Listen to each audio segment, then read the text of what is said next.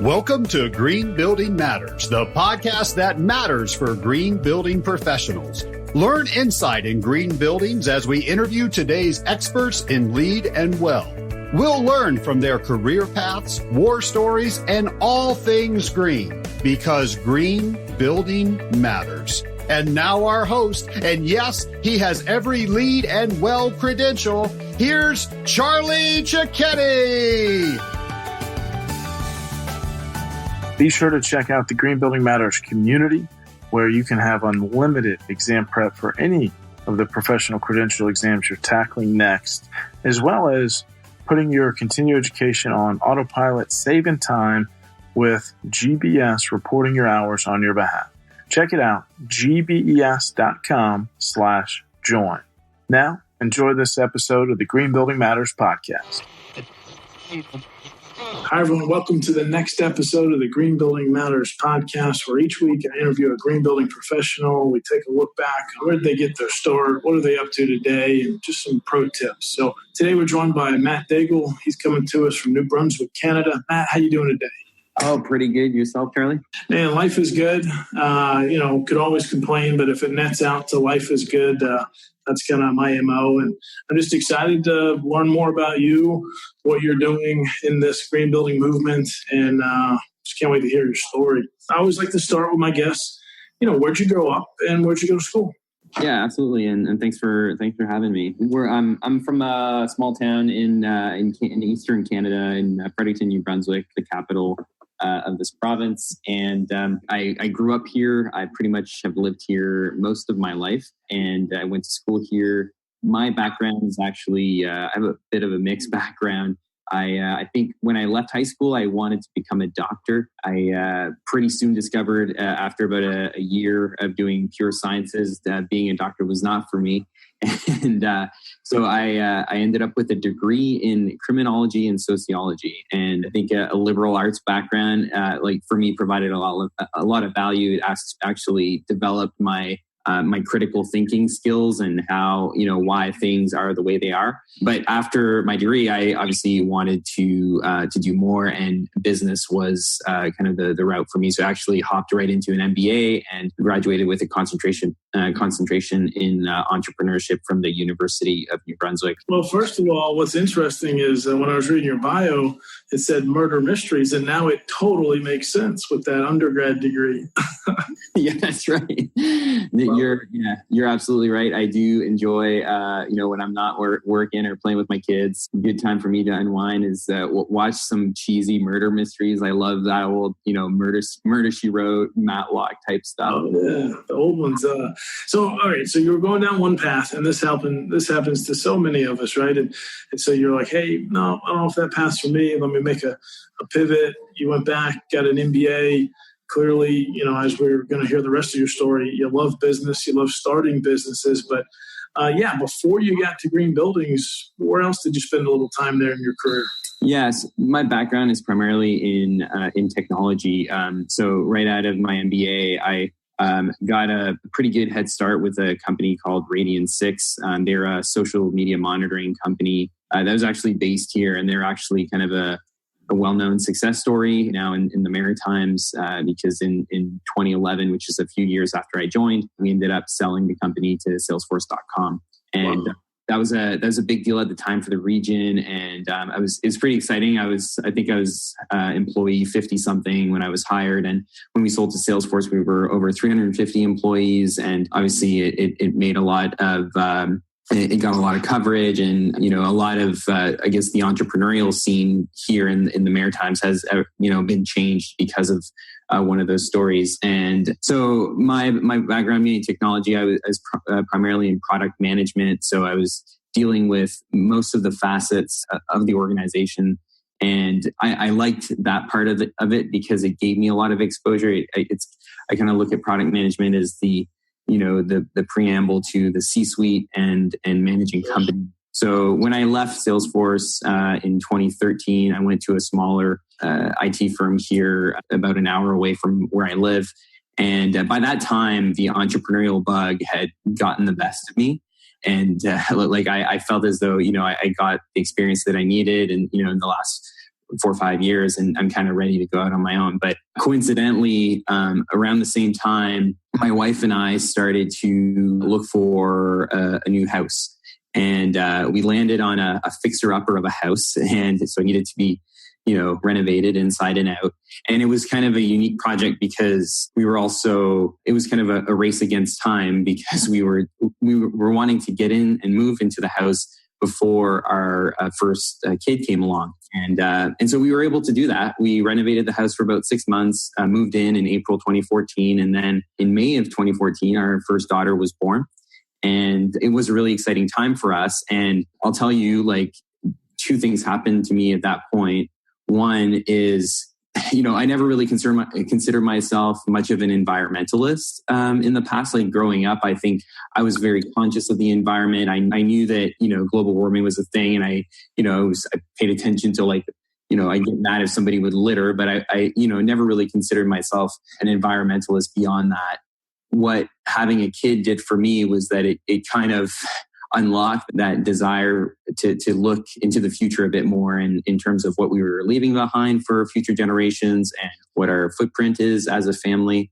And so that's the first thing that this kind of did for me. And then the second thing was that I picked up our first power bill after having renovated this house from top to bottom. And our power bill had actually not changed. And we had just invested, 6 figures into this house, and it's a beautiful house. Don't get me wrong. Aesthetically, it's very nice. My wife, Mallory, happens to be an interior designer. So obviously it was well thought out functionally and aesthetically. But at the end of the day, I felt as though the house didn't really share the values that we now had and we're developing now that we have kids. Like, I just painted the entire inside of the house. Is that paint safe for my kids? Is, the fact that my power bill hasn't changed, that's pretty alarming. Like, is there something we could have done to lower the cost of running our house? And so I guess what I discovered is that there's these different values that are tied to building and renovating a house. And unfortunately for the average homeowner, like I consider myself at the time, there wasn't really a good resource for homeowners to go and take advantage of that seamlessly and without any confusion around or overwhelm around how to do that. And so that's really how the company that I manage today, which is Rise, and you can find us at buildwithrise.com. That's really how that company got its start. And that's where a lot of the best company ideas come from, when it's something that's happening in your life and you want to solve a problem. And man, what a great story.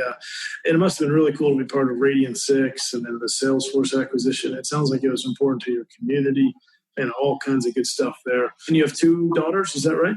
2 daughters, yeah, Audrey and Sophie. Audrey is 5 and Sophie's just about to turn 2.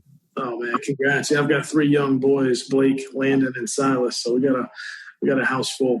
All right, so you told us where you got more sustainability minded, there on the residential, it was happening in your life. Did anyone along the way, though, have any influence, any mentors along the way, or especially once you started getting into the green building side, who are you looking up to there? Yeah, I guess my answer there is a bit multi-sided. I think I was a bit lucky out of school and going into Radiant 6 and Salesforce and other companies. I've always really had good managers at those companies, people I could look up to and really take some good nuggets from and essentially learn from. So been really lucky in that perspective. But it wasn't until I kind of branched out on my own and started this company that I really looked heavily into mentorship and or even other folks to aspire to. I think of a company even that's inspiring to us is a company like, for example, Patagonia, which is an outdoor clothing company that's been around for decades now. But they're just the type of company that, if we had to nail down what Rise should become as far as home improvement goes, we want to be like the Patagonia of home improvement, where, integrity and the level of trust and the level of care that goes into what's being built is just of utmost importance, like above all else kind of thing. So our company was actually just recently certified as a B Corp, very, very much similarly to Patagonia. But personally, I've had several mentors along the way. I think that's one thing in entrepreneurship that you really to get better, both on the business side and also on the personal side, you've got to listen to other folks who have been there and really take their example. Personally, for me, it's actually been a guy named Bill Barrett. He's a bit of a unicorn in our area, in our province, and in the Maritimes. A very successful entrepreneur, has owned many companies, mostly in telecommunications spaces. But he's somebody that, for me, I actually brought him on as an investor a couple of years ago. But he's actually grown to be a personal mentor to me and also to our company from an advisory perspective, and also just very much foundationally in our strategy as a company. Wow, just so cool. First with Patagonia and Yvonne Sherrod, and you got a great book for those listening. We can put a link to B Corp, man. That's got to be on your accomplishment list. And it sounds like all of a sudden your region there's got some great entrepreneurship. I had no idea. Here as the lay American, I had no idea you had a lot of great businesses coming out of that region. So I'm excited to hear all of this. So if you were to look back, Matt, on the highlight reel, what are some of your proudest achievements? I mean, this is probably it's not really work related, but I for me, it's got to be my kids. I can't describe what having kids is like. Life without kids, to me, it just seems like I would have missed the boat if I didn't have kids. And firsthand, you got 3 of them, and so, I mean, that's something that for me is an incredible moment. We were pretty lucky that we had both of our kids right at home. So one more reason was really important for us to finish this house on time and get in was that we were planning to have a home birth. So, getting to actually deliver your children is I don't know, it's just an amazing feeling. And, but no, I just had to say that that's definitely my proudest accomplishment. And, obviously on the work side, it's got to be getting to work with rock stars every day. For me, building the team that we have now, we're about 20 people now and growing. And, but I think just assembling that team and getting to work with folks who are just crazy smart people who are really good at what they do, and getting to work with them and learn from them every day is something that I can feel really proud of, that, we have a company that has all these really smart people that work there. It's so cool, man. Really, it sounds like a great place to work. Sounds like you're a great business leader and a great father and husband. So love this very much. Well, let's talk about today. Fast forward to today. What's keeping you busy there with Rise Home Design, buildwithrise.com. Tell us more about your company and what's keeping you busy day to day with your work. Yeah, that sounds good.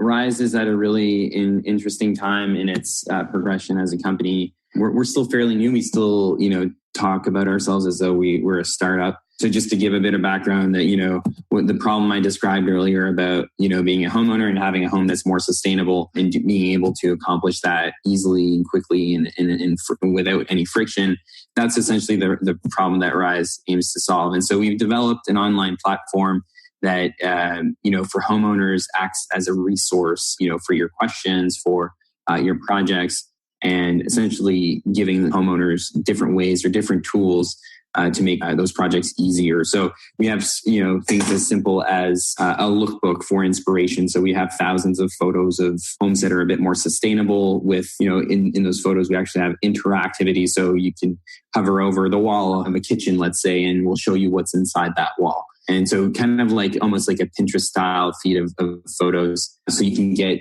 decision buying power when you're ready to pull the trigger on your next home improvement project. We also developed a full database of rebates and incentives that are available to you based on your region. So depending on where you are in North America, we can tell you right away which, maybe it's a utility rebate, maybe it's a municipal rebate that applies to your specific project. And then we have a bunch of, obviously you can find professionals in your area also who can help you build a bit more sustainably. And then obviously we have a ton of content. So we have a full writing team, writers scattered across North America. And you guys actually interviewed our editor-in-chief, who's Melissa Schiffman, who's just a fantastic resource for us. And she's just been a rock star at getting content on our site that's really objective and that's also really just easy to digest for homeowners.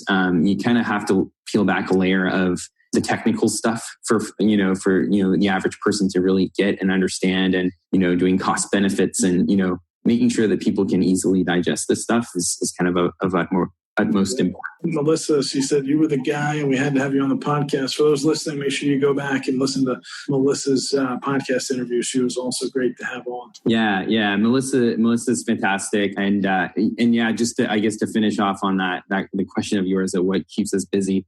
Our platform now today, so we're, as I mentioned, we're a fairly new company. We only really started marketing ourselves early last year. And we've been able to grow our audience now to just over 100,000 homeowners to our site every month. So in a rolling 12 months right now, we're just over 1 million users to our site. So we're making really great progress with our audience. We're getting more and more folks coming to us with questions every day. That part of it is fantastic. And today we're actually just focused on continuing to grow that audience, but also starting to work with manufacturers. And that kind of kicks in the revenue for our company. Looking at your site, we're going to link to it in the podcast show notes, but man, I love it. Well, give us a couple practical tips, Matt. Give, if you would, the listeners, if you're a homeowner, you're about to do a project, give us one low cost tip you'd really like to see, and maybe one, if the budget's a little bigger, hey, go with this. Can you give us a couple tips? Yeah, sure. Like super low cost, typically, and I'm sure given the audience you have, this is probably not news to most folks, but anything that can help to alleviate like either the load on your electricity or just maximizing the efficiency of your house. So things like doing some light air sealing, maybe around windows, using caulking, weather stripping, that sort of thing.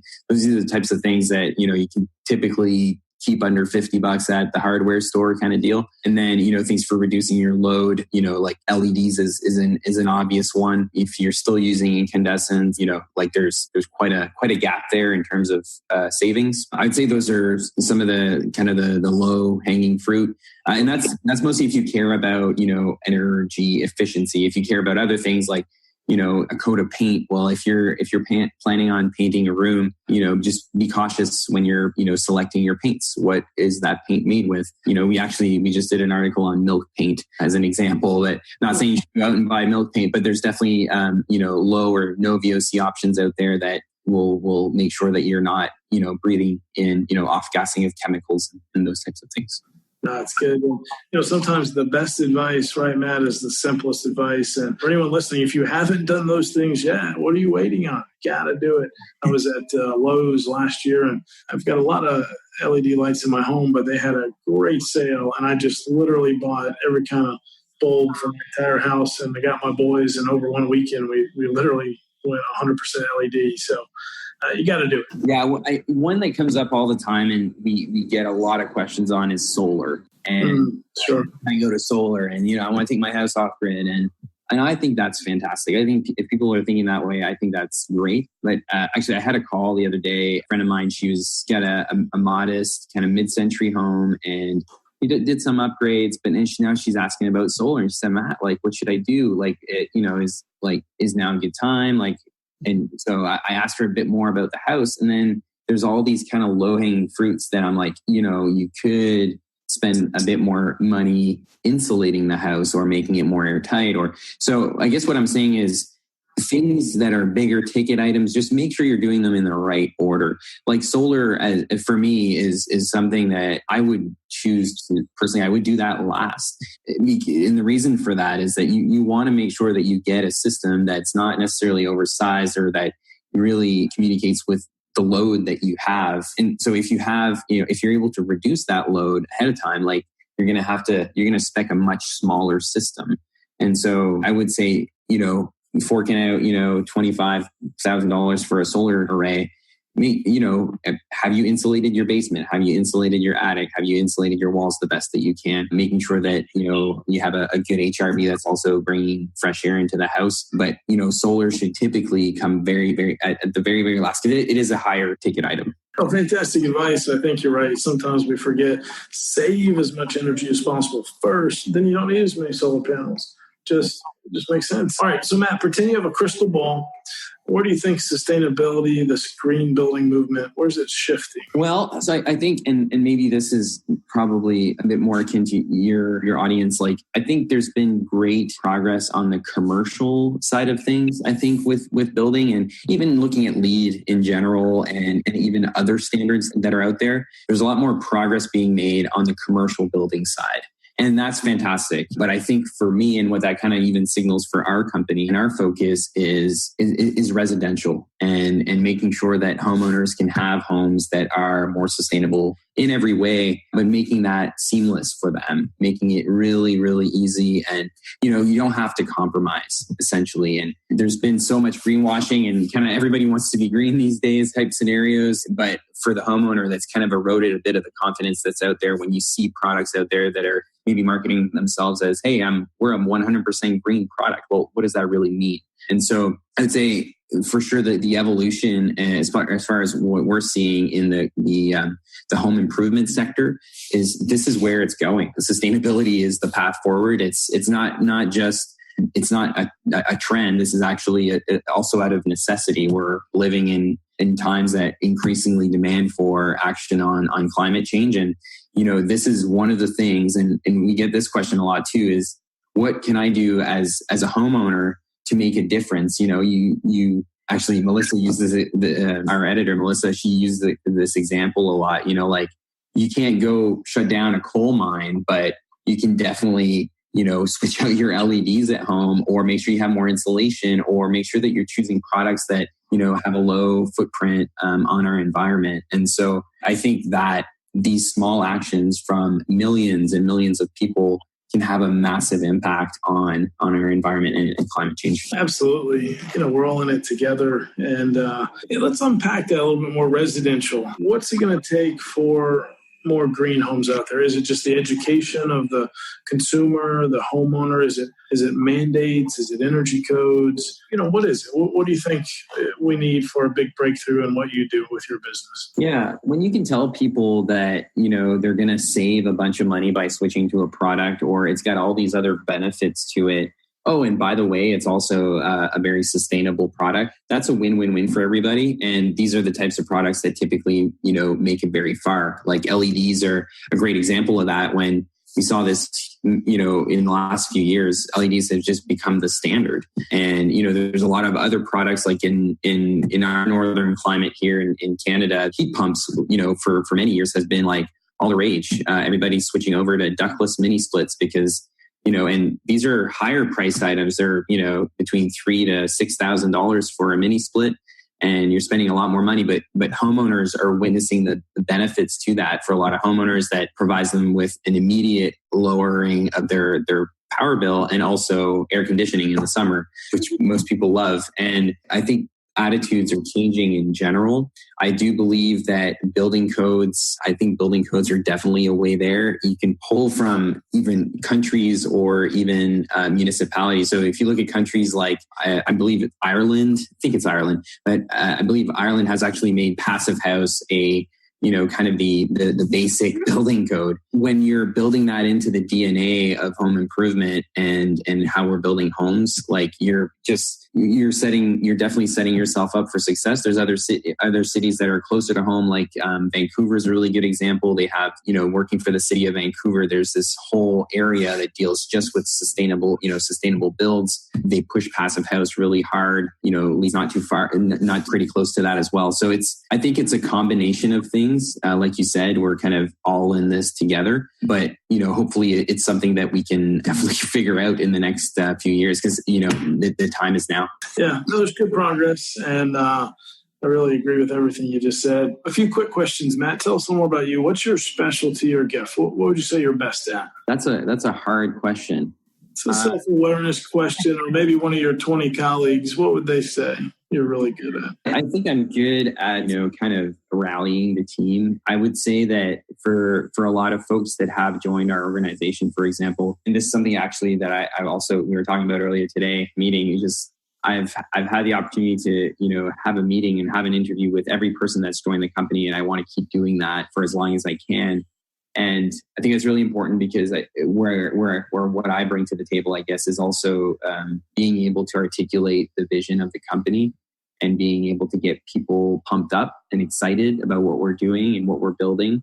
And I think that's something that, it's kind of inherent in a lot of like leadership skills. And I think that's something I recognize in myself, and a few folks on the team would probably attest to that as well. Man, you gotta have that leadership, especially behind that bold vision you have. I love it. Do you have any routines or rituals, Matt, that help you stay successful? Like when you're building, we have a pretty busy household. Obviously, and my wife, she started her interior design firm just around the same time that I started my company. So we're both very, I hate to use the word busy, but just like everybody else. But it's a hectic household at times. We have 2 kids, and I would say for me, it's just, you got to make time for yourself. And so first thing I do every day, I'm up at 5 a.m. and I hit the gym. And so I hit the gym for a good hour, and that's before everybody gets up. And that really gives me the time. It gives me I've been going to the gym regularly for, the last, 10 or 12 years or so. And that's just been an important ritual for me. It gives me energy throughout the day. And then I've got to have my coffee. That's the other thing. Like I don't eat much in the morning, but, by 8:30, 9 a.m., I've got to have at least my first coffee, and that really gets my day going. So cool, man. I love it. No, your advice there is you got to take care of yourself first. We can relate to the anecdote. If you're on the airplane, put your mask on first so you can help others.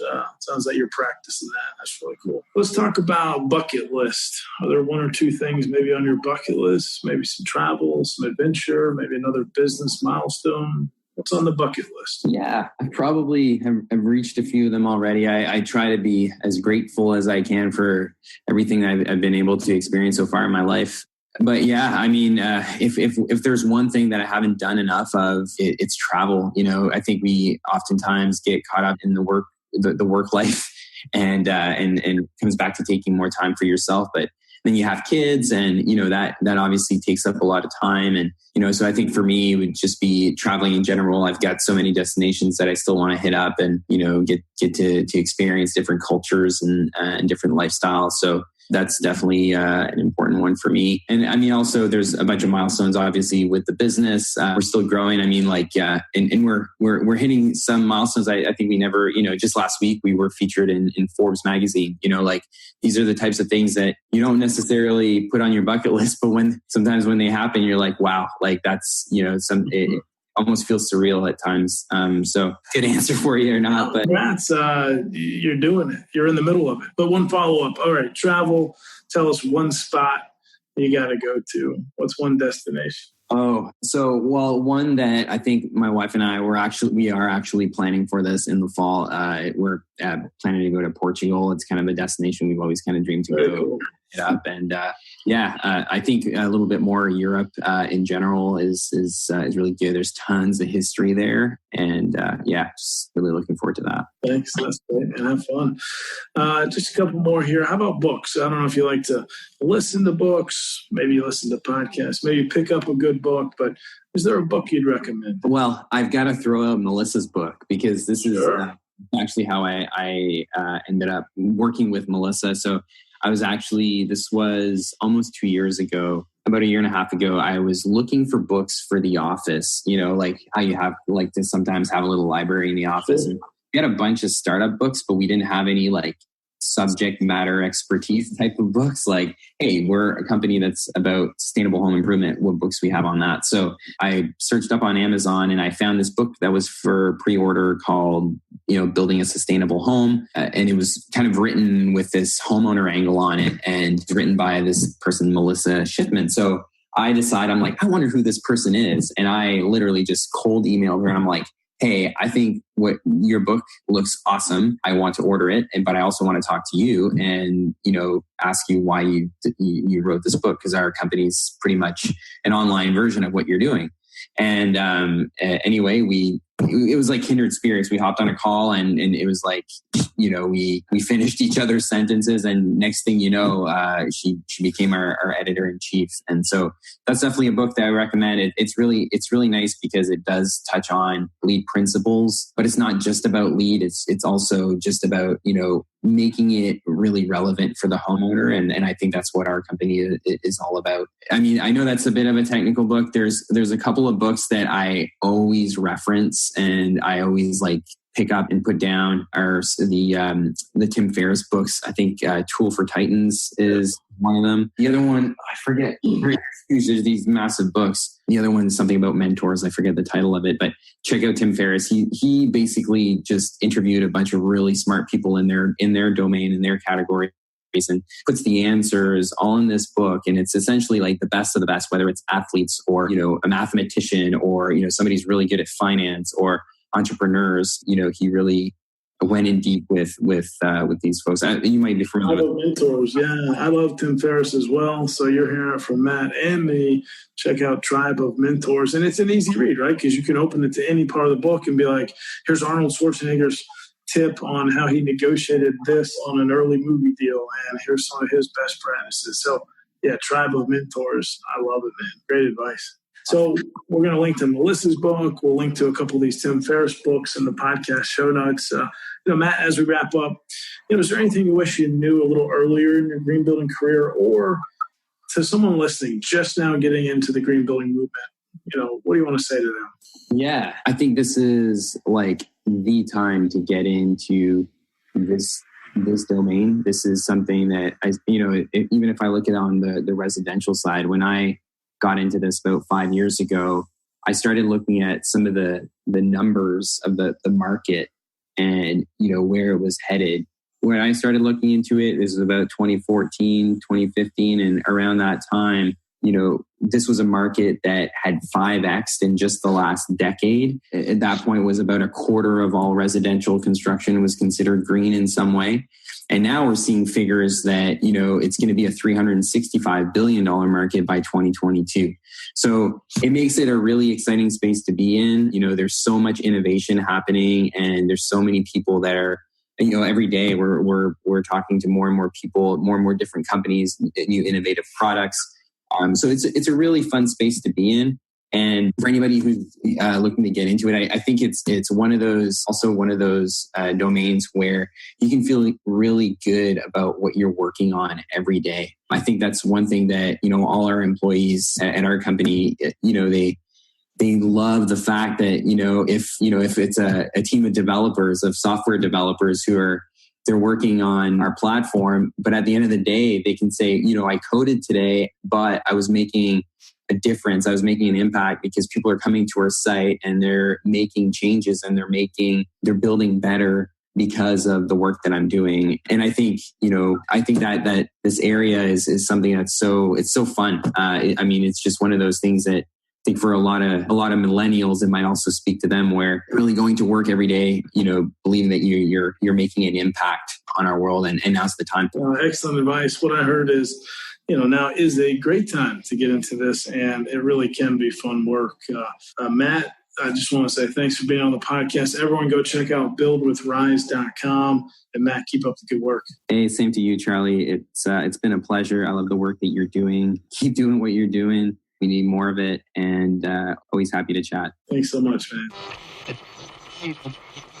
I just want to say thank you to our loyal listeners. We actually are celebrating over 1 year here on the Green Building Matters podcast. Me and the entire team were stoked and just so glad you continue to listen every Wednesday morning to a new interview with a green building professional here in this industry, or just some pro tips that we want to make sure that you are getting straight from us, straight to you. Thank you for listening to this episode of the Green Building Matters podcast.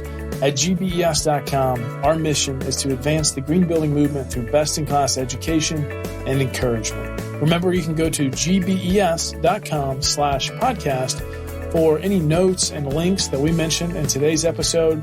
And you can actually see the other episodes that have already been recorded with our amazing guests.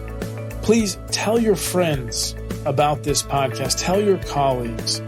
And if you really enjoyed it, leave a positive review on iTunes. Thank you so much, and we'll see you on next week's episode.